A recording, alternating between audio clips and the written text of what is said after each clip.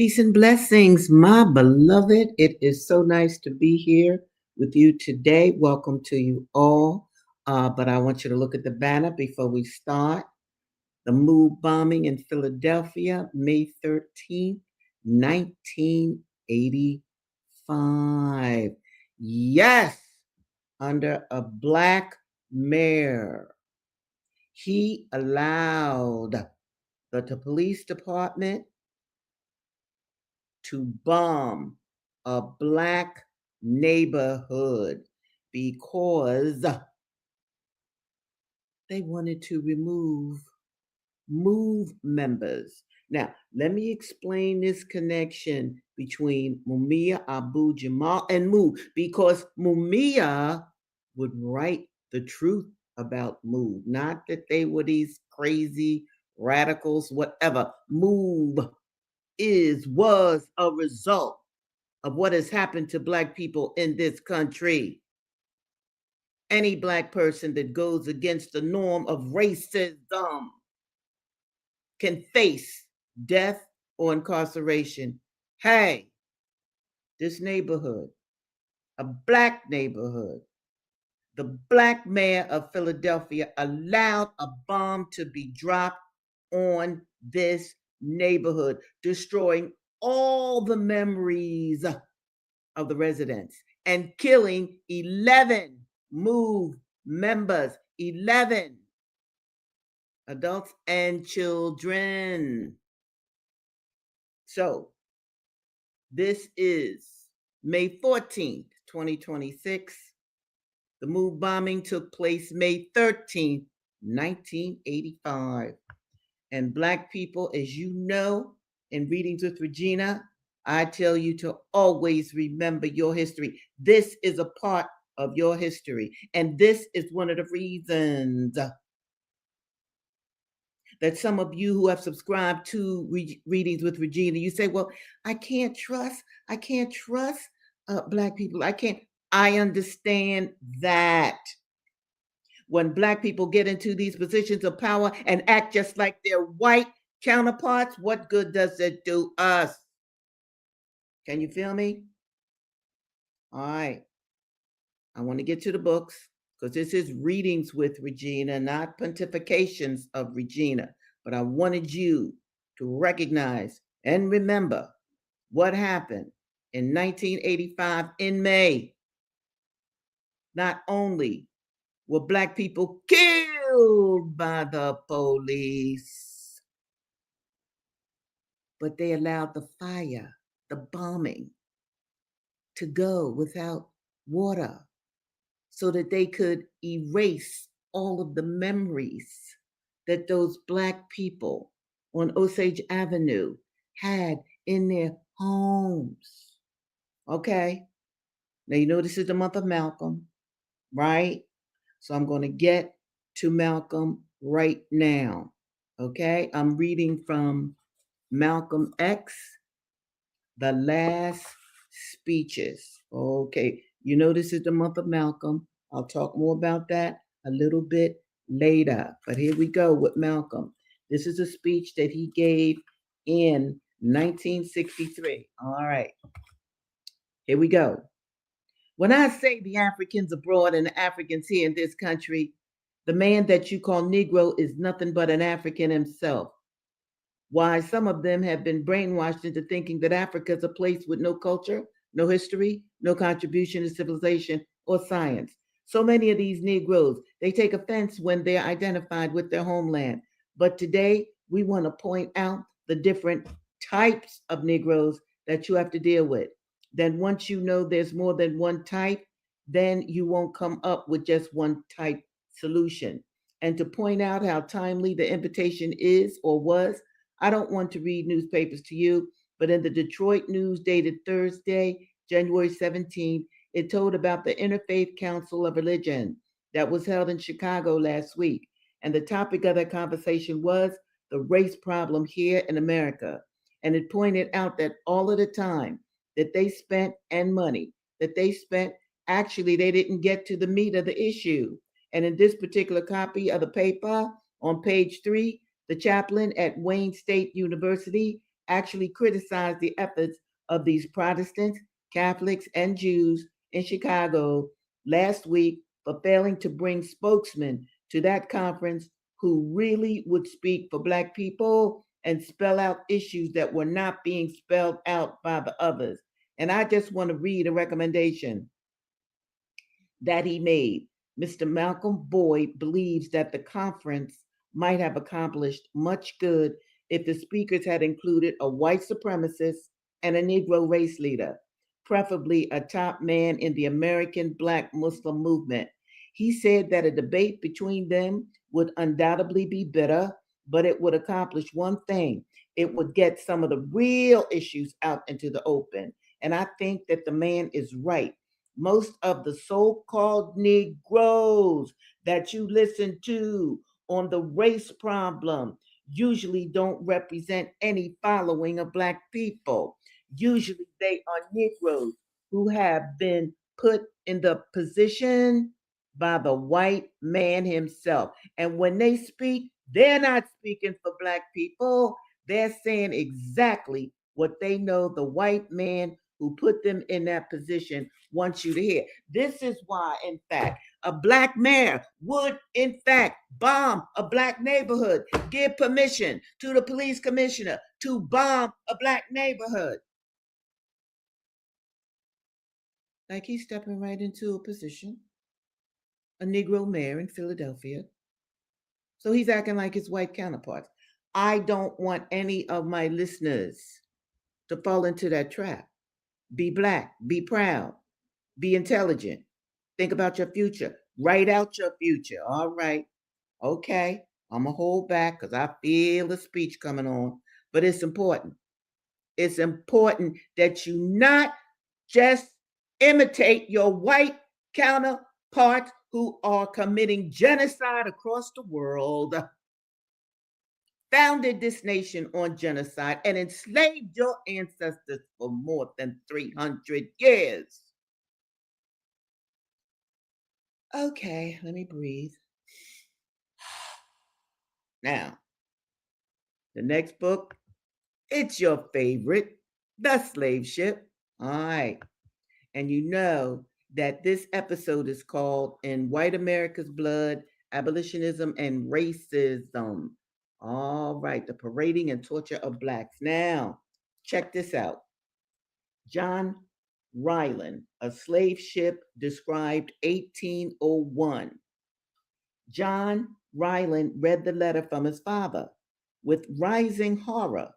The year was 1801, and it was time for the young man to return to the family plantation, the family plantation, the family plantation in Jamaica after his studies at Christ Church, Oxford.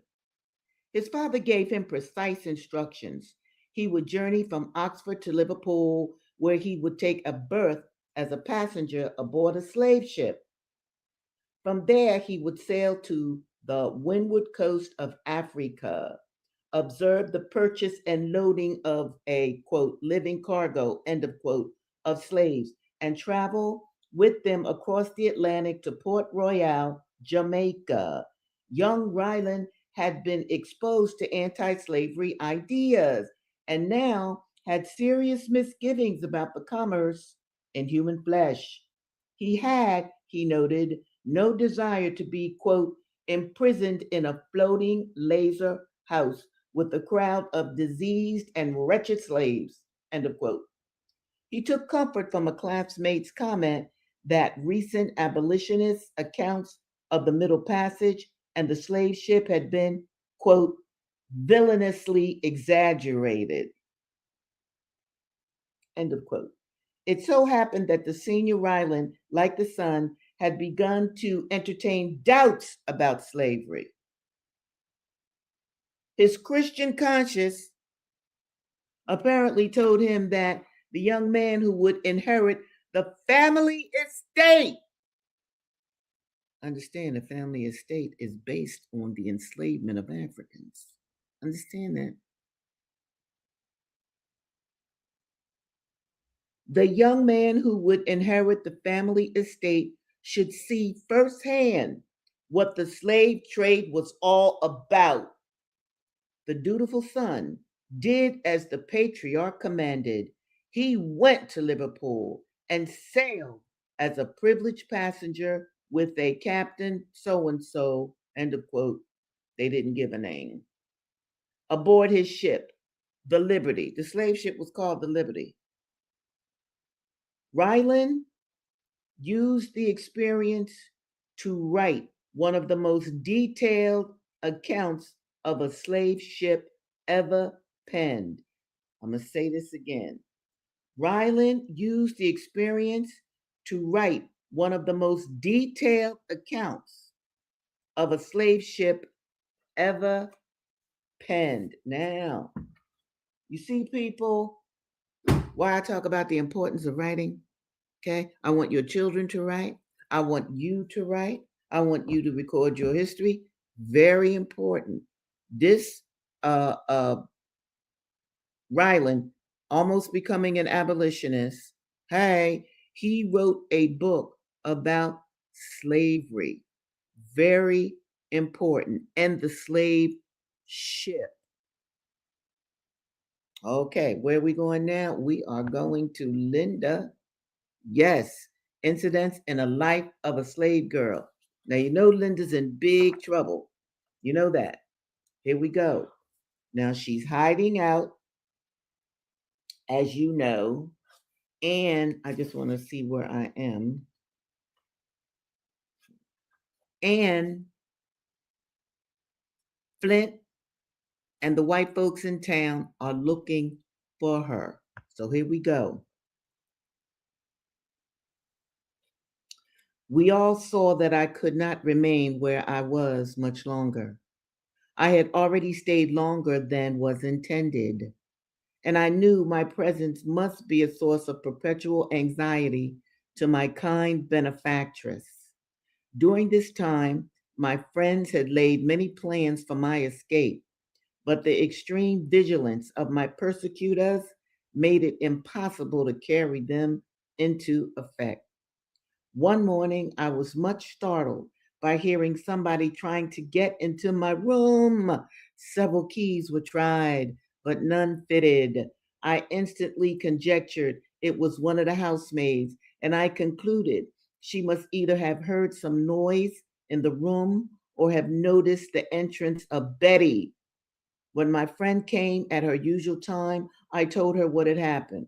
Quote, I know who it was, end of quote, said she. Penned upon it, 'twas that Jenny. That nigger always got the devil in her. I suggested that she might have seen or heard something that incited her curiosity. Tut, tut, tut, child, exclaimed Betty. She ain't seen nothing, nor heard nothing. She only spects something, that's all. She wants to find out who have cut and made my gown. Listen to this saying. She wants to find out who have cut and made my gown. Oh, wow. But she won't never know. That's certain. I'll get Mrs. to fix her. I reflected a moment and said, Betty, I must leave here tonight. Do as you think best, poor child, she whispered. I's mighty afraid that air nigger will pop up on you at some point. She reported the incident to her mistress and received orders to keep Jenny busy in the kitchen till she could see my Uncle Philip. He told her he would send a friend for me that very evening. She told him she hoped I was going to go north, for it was very dangerous for me to remain anywhere in the vicinity. Alas, it was not an easy thing for one in my situation to go to the north. In order to leave the coast quite clear for me, she went into the country. Now we're talking about the white woman who has allowed Linda Brent to live in her attic. Okay, but I always want you to remember this: white people who helped enslaved people could lose everything. This was this white benefactress woman risked everything. She risked going to jail. She risked losing her home, her husband, and their estate. So understand how slavery was integral to the making of this country, and anybody who helped the enslaved person to get free, oh, they could lose everything and did. All right, so here we go. She was afraid to come. This is the white woman that allowed Linda to live in her attic. She was afraid to come and bid me goodbye, but she left a kind message with Betty. I heard her carriage roll from the door, and I never again saw her who had so generously befriended the poor, trembling fugitive, though she was a slaveholder. To this day, my heart blesses her. I had not the slightest idea where I was going. Betty bought me a suit of sailor's clothes, jacket, trousers, and tarpaulin hat. She gave me a small bundle, saying I might need it where I was going. In cheery tones, she exclaimed, I'm so glad you was going to free parts. Don't forget old Betty. Perhaps I'll come long by and by. Now, check this. Linda was dressed up as a sailor. Yes, masquerade as a sailor. Okay? And Marcus Rediker's latest book, I didn't bring it down, is about how Black people escaped slavery via the sea. Linda is dressed as a sailor. Masquerade, baby. Black people had to come up with all kinds of ingenious ideas to get away from the white tyranny of enslavement. Okay, our next book, Ida B. Wells, Ida B. Wells, Ida B. Wells, the first investigative reporter to really look into lynchings. Here we go. Now, wait till you hear this. She just got wind of another lynching, okay? I had said in newspaper articles and public speeches that we should be in a position to investigate every lynching and get the facts for ourselves. If there was no chance for a fair trial in these cases, we should have the facts to use in an appeal to the public opinion. Accordingly, I felt that the first thing we should do in this case was to get the facts. A Black man was accused of molesting a 5-year-old. I'll talk more about that in a minute. He didn't do it. All right, but here we go.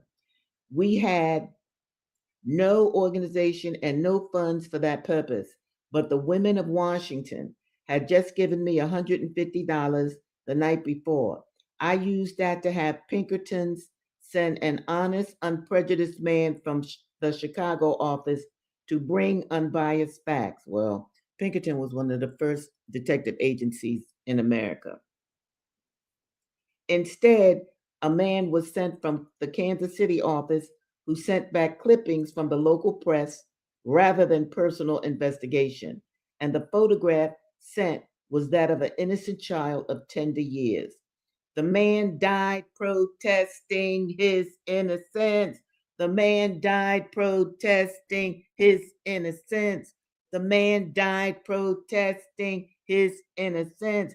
He had no trial, no chance to defend himself. And to this day, the world has only the word of his accusers that he committed that terrible crime against innocent childhood. For that reason, there will always be doubts as to his guilt. There is no doubt whatever as to the guilt of those who murdered and tortured and burned alive. Not unlike the MOVE members who were burnt alive in their house in 1985. This is in the 1890s. Let me keep going. Of those who murdered and tortured and burned alive this victim of their bloodlust. Haven't I said that many white people have that bloodlust? They love war. They love killing. They openly admitted and gloried in their shame. Miss Laura Dainty Pelham was traveling through Texas a year later, and she often told how the wife of the hotel keeper kept talking about it, that's the lynching, as if it was something to be proud of. While she talked, her 8-year-old daughter, who was playing about the room, came up to her mother and shaking her by the arm said, quote, I saw them burn the nigger, mommy, didn't I? I saw them burn the nigger, mommy, didn't I? I saw them burn that nigger, didn't I, mama? Yes, darling, you saw them burn that nigger, said the complacent mother, as matter of factly as if she had said she saw them burn a pile of trash. Now, I really want to bring this home to y'all. This is going to be a little difficult, but look, this is our history, and I want you to see what white people have done to black people. All right, now let me try to get this right because I know I can. It gets dark when I hold up stuff. You see all these white folks? You see all these white men? You see that? Where you see that puff of smoke, that's a black man that they burnt alive. That's a black man that they burnt alive. Now, look at the crowd. Oh, yeah. Look at that crowd. And check this out. You know, when they were going to burn a N-word, oh, they would let the schools, let the schools out so the school children could come and see an N-word burn. Here's another picture. And by the way, at the bottom here, that's a postcard. You know what they called this lynching? A barbecue. And this is like what? Let me get the date right. 1916, Waco, Texas. And notice the black man. Notice he has no arms. They cut him off.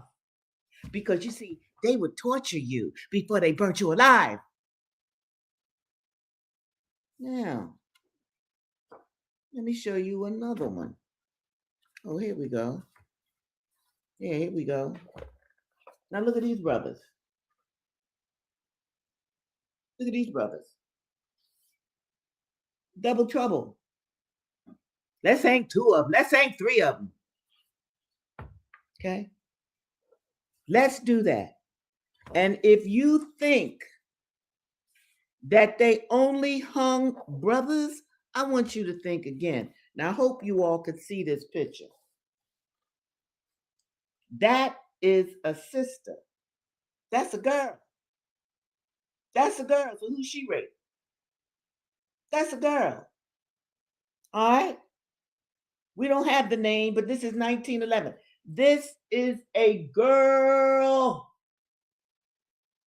Now, if that's not bad enough, that's a young boy. Let me see if y'all can see this. I hope you can. That's a boy. Mm-hmm. And if you can, notice his pants are down because they raped him. Oh, white men would rape black men. Yes, they did. Okay? That's why his pants are down. Okay? Yeah, I just wanted to show y'all that. Now look at this. Why, let's just kill both of them. Let's just hang both of these brothers. So you see, my people, when Ida B. Wells, the first investigative reporter on lynchings, what she was trying to do was to show that the white media was lying, that these black men were not raping white women. But you see, the hatred of black people in this country was so intense that just like that mother passed it down to her daughter. Oh, mommy, I saw the nigga hung. Yo, Black people, understand where you are and understand what this country has done to you and your ancestors. Don't be imitating these beasts. Okay, where am I? Assata. Assata. Here we go.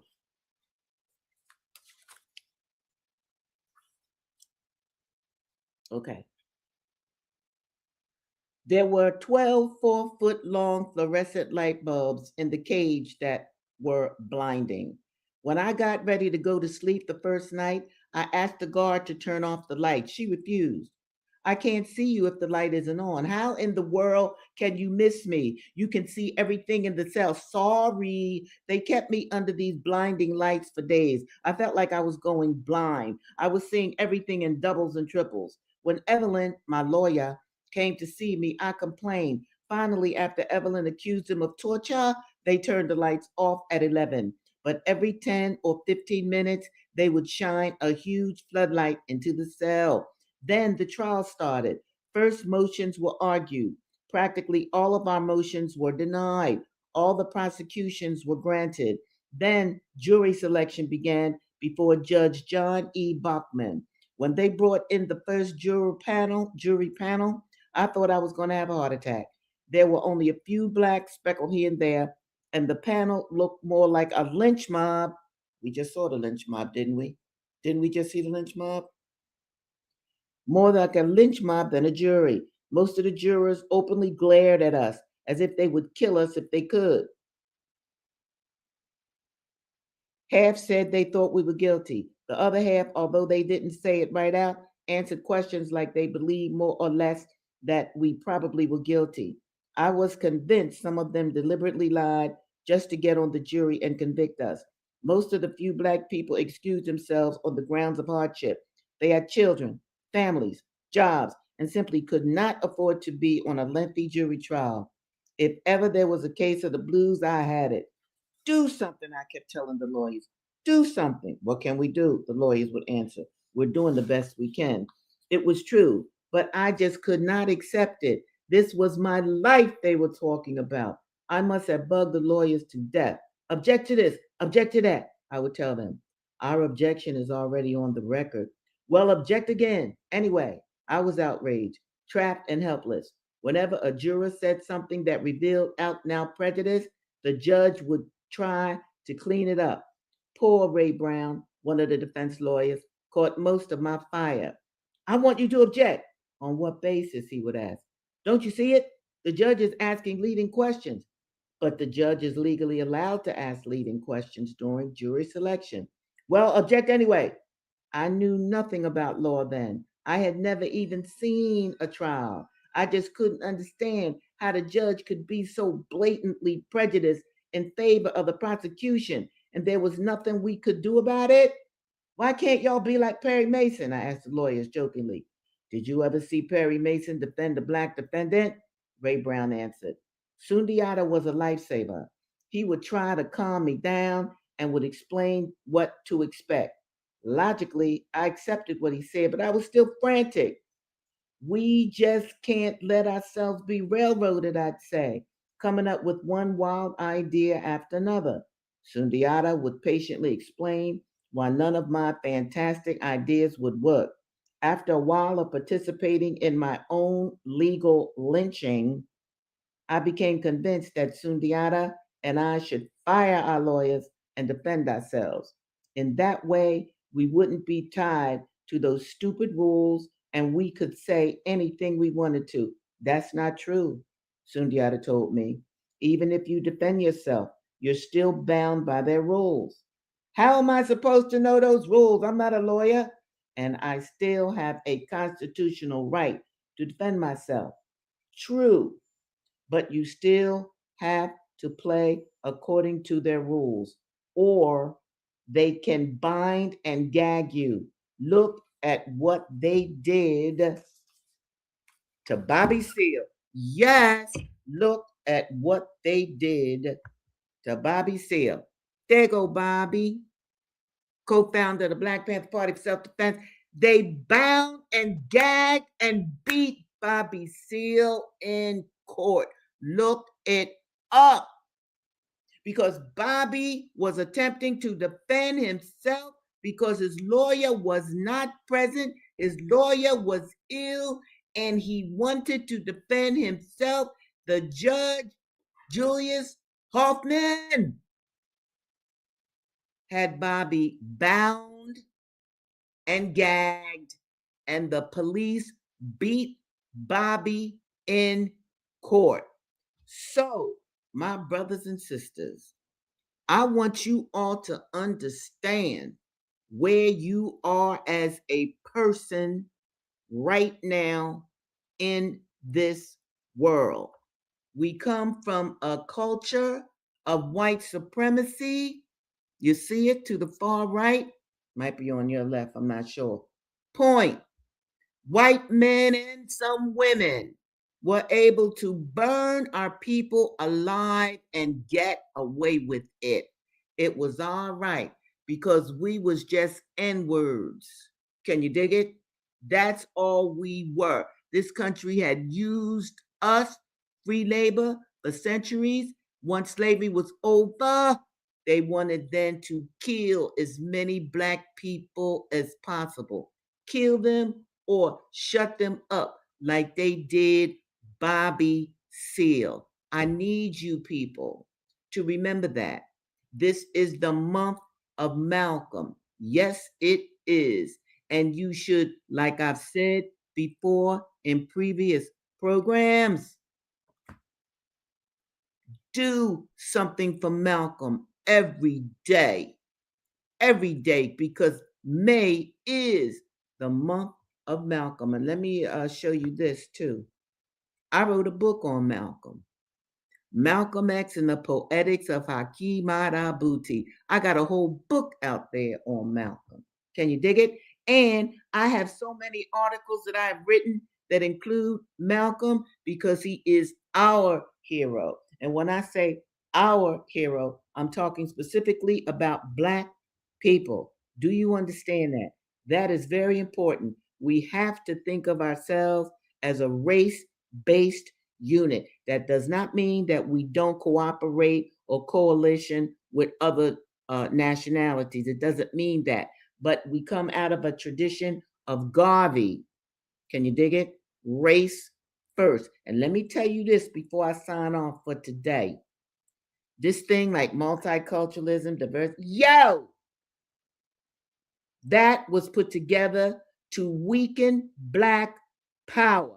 Let me pull this back up again. You see Huey and Bobby here with their guns? That's Black power. Who were they protecting? Black people. Black people. All right? So I wanted to share that with you. I also want to leave you with this. This is a picture of Malcolm's mother, Louise Little. Yes, this is a very good book, too. And let me show you a picture of Malcolm's father. He was over 6 feet tall, around 6'3". Can you dig it? And he certainly was a Garveyite. Yes.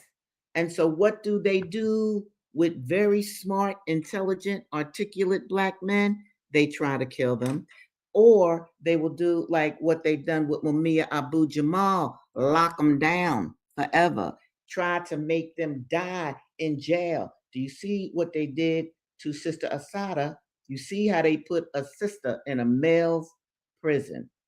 So understand where you are, Black people, and don't even try to imitate the people whose ancestors enslaved you, built a whole foundation of slave ships just to bring you over here so that they could have free labor for centuries, so they could have free sex for centuries, so they could do whatever they wanted to do because they had legislated Black people as non-human.